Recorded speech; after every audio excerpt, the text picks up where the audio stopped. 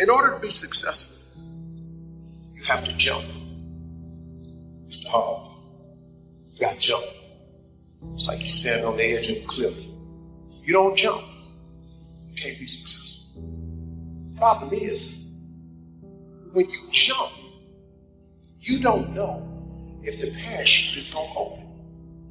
It freezes you. But let me explain something to you. If you don't jump, here's the one thing that's guaranteed. If you don't jump, it ain't opening for sure. It don't open at all.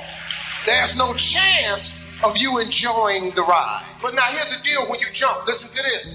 It ain't gonna open right away. The parachute, I promise you that. When you jump, it's not opening right away. And your parachute is success.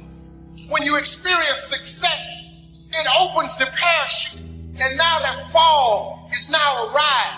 It's an incredible ride. Your view is different. Jump. You got to jump.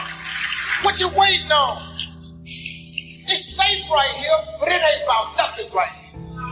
Living is different from existing. If you want to live, you got to jump. Just jump out there. You got no life standing on this cliff, looking at everybody fly by, soar through the air like birds. You got to jump, man. If you ain't never jumped, you don't even know if your shoe works. If you're not willing to risk, you can't grow. And if you can't grow, you can't become your best. And if you can't become your best, you can't be happy. And if you can't be happy, then what else is there? You've got to be willing to do the things that others won't do in order to have the things tomorrow others won't have. You got to work on yourself, develop your mind. You don't get in life what you want, you get in life what you are. Always strive to get on top in life because it's the bottom that's overcrowded. You got to be hungry. When you do want to give up, that's the time you got to go in hard. That's the time when you got to get that drive, that grind inside of you. And today may be that day you feel like giving up. But I'm telling you right now, you're about to step up to a new level. And nobody will be able to stop you once you go through this. Don't give up. Fight harder than ever.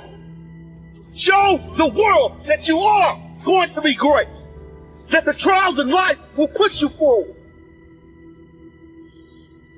If there's no enemy within, the enemy outside can do us no harm. Here's the list. Attitude diseases. Number 1 is indifference. The shrug of the shoulder. The guy's not even concerned. He's just drifting. This is called the mild approach to life. A disease known as mildness. The guy says, well, I can't see getting all that worked up. Well, to be any kind of winner, you gotta get worked up. There's one problem with drift. You cannot drift to the top of the mountain. And the good Lord said in the closing chapters of the Bible, here's the best way to live, one way or the other. That's best. Hot or what's next best? Cold is next best to hot. Not the half-baked middle, lukewarm, not too hot, not too cold. What a sad way to live. I think what it means is pick a direction and go with everything you got. Just pick one and go. Somebody says, yeah, but what if it's the wrong direction? You'll find out quicker. It won't take you 25 years to wake up and say, oh no, I've been walking the wrong road. I told my staff the other day, next best to prosperity is adversity. If one doesn't get you, pray for the other. We all do better from one of 2 reasons, inspiration or desperation. And I don't wish anything bad on you tonight, but if you're not inspired, I hope a wagon comes down your rut. Whatever it takes to get you to try harder, read more, set your goals, and go for it. Somebody asked me one time, what quality would I pick if I wanted to work with somebody? And you know what I picked first? Number 1, strong feeling. Please, number 1, give me somebody that feels strong. About most anything, I don't even care. Just so they believe it. Even if they disagree with me. Wonderful. Just so they disagree vigorously. I'm not saying it's easy to win those kind of people to your point of view, but I'd rather do that than to try to resurrect people from the dead. Pump them up every month, pump them up, pump them up. Here's the key to the good life. Learn to put everything you've got into everything you do. Whatever you are doing, pour it on. It will quickly open up into opportunity or quickly disclose to you that you ought to be doing something else. The delusion is, if I had a better job, I'd really pour it on. See, that's delusion. Wherever you are, pour it on. Don't give somebody half a job for a day's pay. Pour it on. See, that'll help change your life. Get rid of this disease. Here's the next attitude disease, indecision. Mental paralysis. The guy can't make up his mind and it becomes a disease. Pretty soon he knows he's got it. The guy says, well, I know I'm on the fence. But he says, what if I get off on the wrong side? Listen, after a while it doesn't matter. Just get off. Any side will do. A life full of adventure is a life full of many decisions. The ones that turn out to be wrong give you better experience to make better decisions. So don't see how many decisions you can get out of. See how many you can get into. That's where the adventure is. So shake off this disease, indecision. In areas of choice, you need to work on your weaknesses. For example, let's say I'm lazy. That's an area of choice. I'm not naturally lazy. I'm just lazy. It's a choice. So I need to work on that because in areas of choices, you can make vast improvement and you can make fast improvement. I've never heard this distinction, by the way. Yeah. Hugely helpful. Oh yeah, in choices. So attitude. Let's say I have a lousy attitude. One day I wake up and I say, this isn't getting me anywhere. I got to have a good attitude. You can go from a 0 to a 10. I mean, almost over. I mean, you see people that you just say, my gosh, overnight they just got good and happy. You know what I'm saying? Okay, that's a choice. Vast, fast growth in choices. In giftedness, DNA, wiring, your growth is very, very small, and it's very slow. So I think, for example, a person can maybe increase their giftedness skill set maybe 2 numbers. Wow. So if I'm a little bit above average, I'm a 6. If I really work hard, I can become an 8. But an 8 is powerful. Yeah. 8 has a huge return. So what I tell people is in areas of giftedness, that's where you have to work on your strengths. If I'm a 2 in something, I'm very weak in a skill. If I worked hard, I could only become a 4. I'd still be below average. So what I tell people is, you got to ask yourself, is it going to give me the return? So in the area of strengths, you got to pour yourself into the things.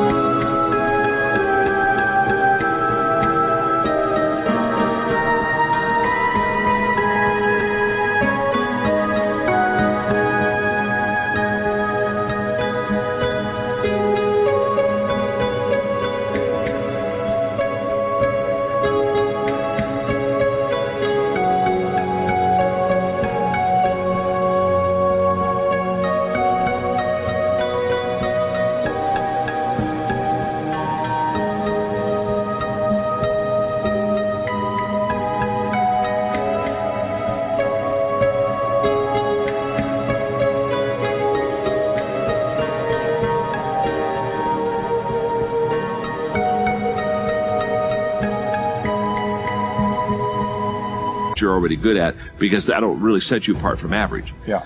But in areas of choices, go for those weaknesses, because you and I don't you know people that are highly skilled but they have a lousy attitude, or they're not self-disciplined, and they're never going to get anywhere, and they're not going to get anywhere because they didn't. So in areas of choices, work on your weaknesses, but in areas of strengths and skills, just work on your strengths. I tell our young people, I say to you right now, stop looking for employment.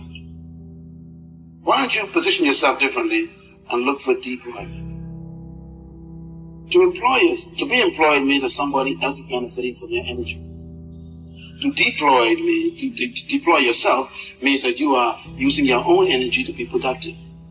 So instead of waiting for someone to give you a job, create your own work. That's why I tell people there's a difference between your work and your job. Your job is what they train you to do. Your work is what you were born to do. Your job is your skill, which they can fire you from at any time. But your work is your gift. No one can take that from you. Your job is where you get compensation for activity. Your work is where you get fulfillment because you love it so much. Your job you can retire from. Your work, you can never retire from your work because your work is you. So when a person discovers their work, they no longer need a job. because their work makes them productive. So there are young people in this country who are full of talents, full of gifts. And I want to say this too. Every problem in life is a business.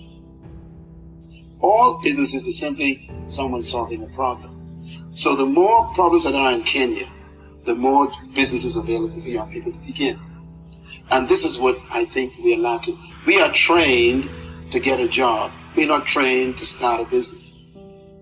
We are trained to let other people employ us, not trained to deploy ourselves. When we talk about living our quest, I think that living my quest, really, if I look at it on a daily basis, it's finding my own voice.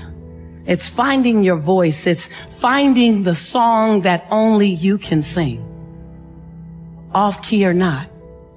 It's finding your rhythm. It's discovering what it feels like to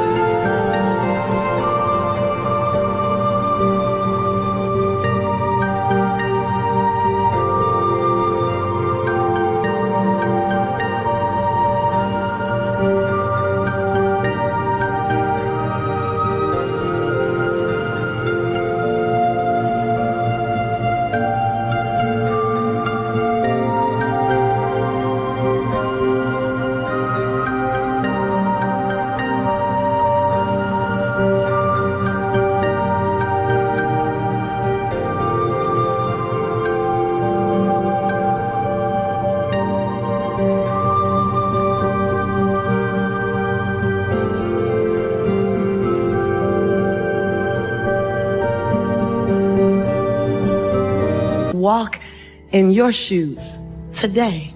It won't look like it looked 10 years ago. Living your quest is, what can I do with my life so that my life becomes infectious to someone else? Living my quest looks like, how do I make my fingerprint matter so big that it lives beyond my transition day? Living your quest is, how can I forgive the perceivingly unforgivable so I can love the absolute lovable? Living your quest is, how do I give myself 1,000 second chances, and every time I get to 999, press reset? Yeah. Living my quest is not some ambiguous, untouchable experience. Living my quest means going back and healing the little girl in me so that the woman can be free. It's going back and embracing the little boy in you so that the man can show up and give himself permission to cry when necessary. Living your quest is not something that you can't touch. It's not something that requires a stage or lights or cameras. Living your quest is being complete and content with who you are in the dark of the night, so who you are in the middle of the day is all right. Living your quest is as simple as it is complex. Living your quest is about giving yourself permission, say permission, on a daily basis to become the next best version of yourself. Living your quest is not holding yourself hostage to old decisions, not holding yourself hostage to shame, blame, guilt, regret, and anger. Living your quest is about recognizing that every day I can be reborn to my possibility. See, living your quest is as internal and personal as it is public. Living your quest is about recognizing that you have brilliance in you and not being willing to dim your light one more day. Living your quest means not being afraid of the genius in you, even though you have doubt. Living your quest is recognizing that you get to sing your song off tune, that you can get to live in perfection while you master imperfection.